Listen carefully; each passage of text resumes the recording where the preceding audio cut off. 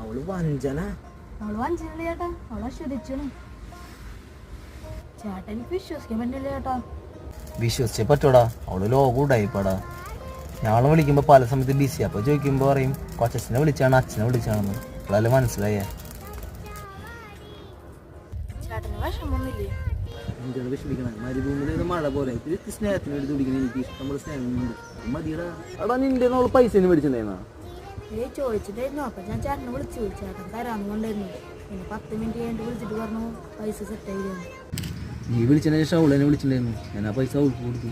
നിനക്ക് തന്നാൽ മതിയായിരുന്നു. അപ്പൊ നിന്റെ കുത്തിന് പിടിച്ച് വാങ്ങിക്കായിരുന്നല്ലോ. നന്നായി ചേട്ടൻ ഒന്നും ചെയ്യാണ്ടിരുന്നത്.